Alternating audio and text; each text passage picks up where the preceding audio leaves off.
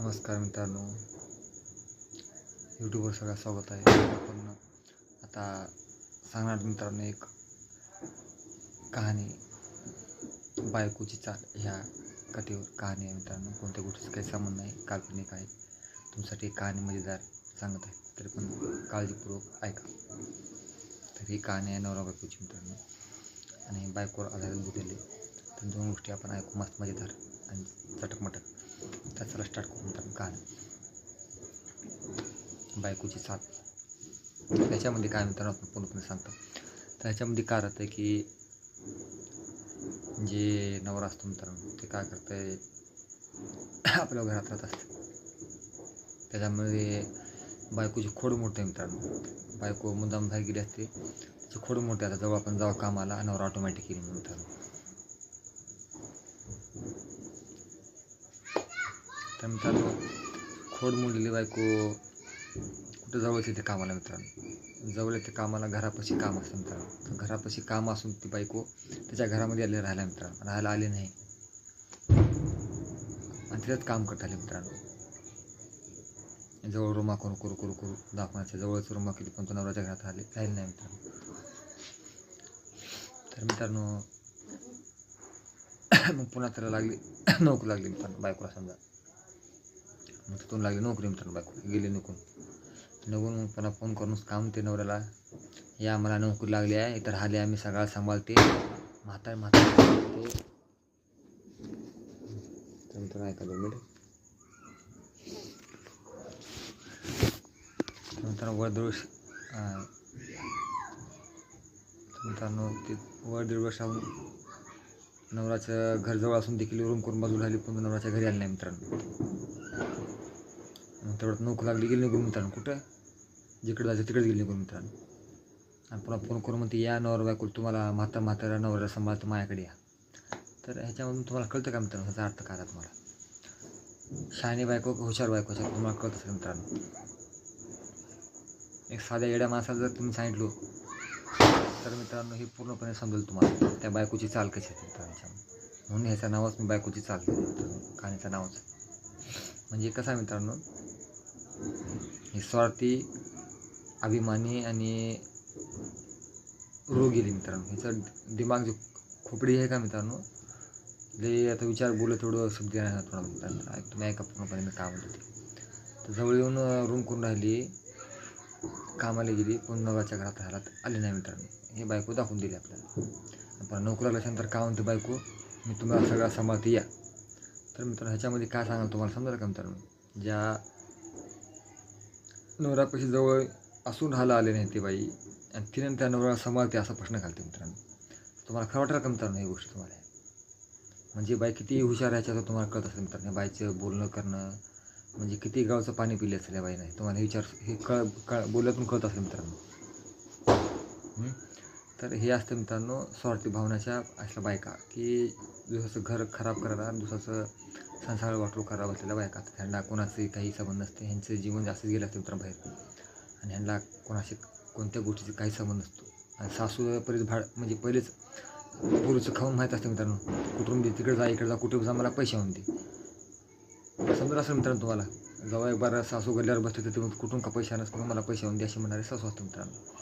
पुरीची माय म्हणाले ते कसं नाव डाग आहे, पुरीच्या माय म्हणायला देखील डाग आहे मित्रांनो. ती जी की असते माय कोणाला भेटून नाही मित्रांनो, की पुरीला पहिल्यापासून खाताला काय मित्रांनो, आता बी खाण्यासाठी बाई. आणि ह्याच्यामध्ये कसं असतं मित्रांनो, की ह्याच्यात सगळं आपलं दिसून ते किती चतुर बायको होती. ह्याच्यामुळे आपल्याला कळालं की मित्रांनो किती स्वार्थी बायको होती. आपल्याला म्हणजे कसं हे माणूस ओळखून घेतला मित्रांनो, की हे बाईची चाल आहे ही अजून मित्रांनो.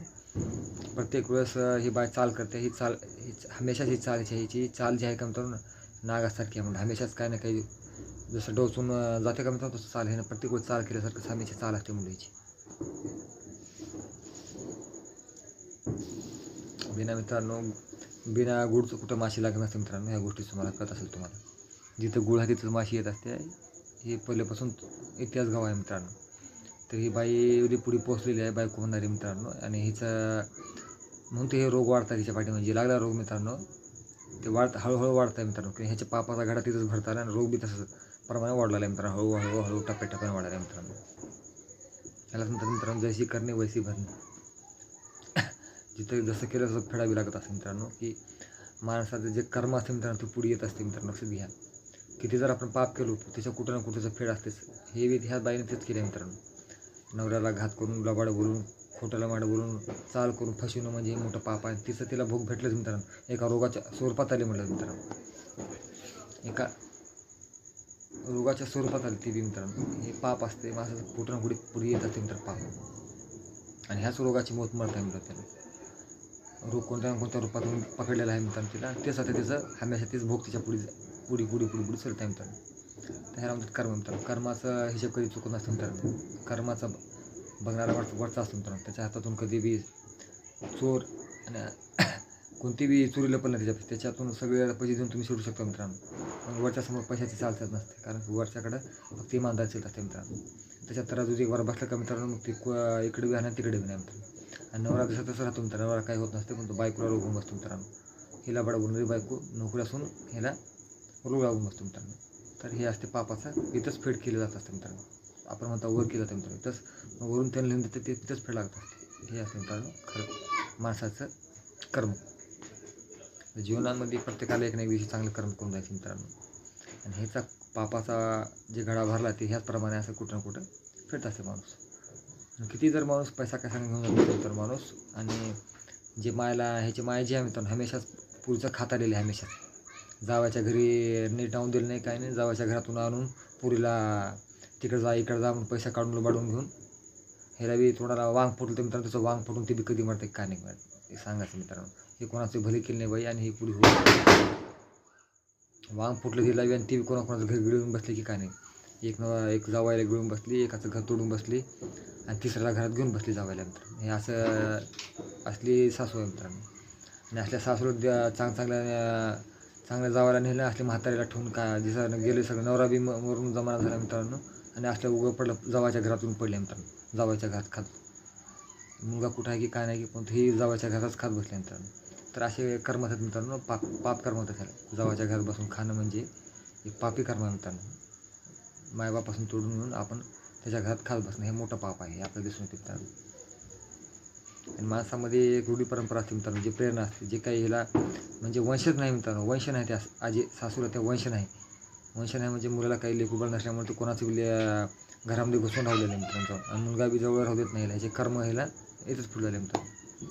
आणि पापाची फेड इथंच घेऊलेलं आहे आणि त्याचं कर्म इथंच काढलेलं आहे मित्रांनो. हे असते पापाचं घडा भरल्याप्रमाणे जीवन मित्रांनो. हमेशाच लेकीचे काडी पेटवायची जावायची जाऊन मित्रांनो. आणि असल्याला कोण घालणार आहे मित्रांनो. जे जवळ होता जावाय त्याला घेऊन बसले मित्रांनो. जे जावाय जवळ होता त्याच्या घरापाशी जागा घेतली मित्रांनो. एका पहिल्या 1-2 नंबर जावं होता मित्रांनो. पहिले त्याच्या 2 नंबरच्या जावायचं घर सामान घेऊन पळून गेले मित्रांनो. एकाचं घर तोडले मित्रांनो. दुसरा जावया स्वतःचं घर घेतलं मित्रांनो. त्याच्या घरापाशी बी घर घेतलं स्वतःचं मित्रांनो. आणि त्या जावयाला फाशी घेऊन मेला मित्रांनो. म्हणजे एवढं तर पापी सासू आहे ती. आणि असल्या सासूला देवानं लवकर असल्या लवकर बाग रे बाबा ह्या सासू आपल्या ठेवू नको असल्यावाला आहे. असले पापी माणसं आहेत, धरतीवर बोज आहेत मित्रांनो. आणि हेच कर्म असते माणसाचं, की माणसाला आपण जे म्हणतो ना आपण मित्रांनो, जे आपल्याला पाहायला भेटते हेच आपलं कर्म असते. आणि प्रत्येक माणूस या कर्माचा भाग कुठं ना कुठे घेत असतो मित्रांनो. तरी आपल्या ह्याच्यामधून दिसून येतो. आज आपण जे पाहतो का मित्रांनो, तर आपल्याला हेच पाहायला भेटतं मित्रांनो. कशाप्रकारे आपला जे कर्माचा भोग असतो मित्रांनो, जे आपण काही ना काही ह्याच्यामध्ये सांगत असता. आणि तुमचं जे कुठे ना कुठे काही ना काही आपलं सांगत असतं मित्रांनो. ह्याच्यामधून जे भोग आहेत त्याच्या जन्माचे ते तिला भोगाच लागत असतं मित्रांनो. आणि ते त्याच्या कर्माचा फळ अजून देव अजून पुढे भरपूर करलं मित्रांनो. चांगल्याचं घर बरबाद करून टाकलेलं आहे. आणि ह्याच्यामध्ये दिसून गेलेलं आहे मित्रांनो आपल्याला, की जे पाप कर्म केले मित्रांनो तिथंच फेडलेलं आहे. आणि तेच पुढे फेडणार मित्रांनो. झाले एकाला रोग झाला मित्रांनो, एकाचा नवरा गेला फाशी मारून.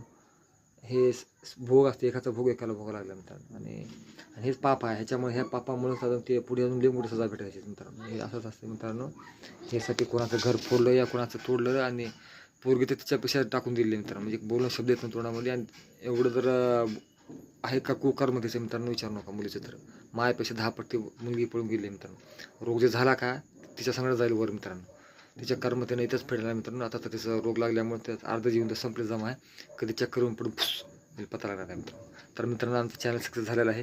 पूर्णपणे आमचा चॅनल कसा वाटतो का नाही सबस्क्राईब करा, लाईक करा आणि कमेंट करा. मित्रांनो एवढं तुम्हाला छान छान गोष्टी सांगतो मी, छान छान गोष्टी आवडणाऱ्या टनटन चकमकीत आणि चटपटीत तुम्हाला आपल्याचे व्हिडिओ पाहायला भेटत.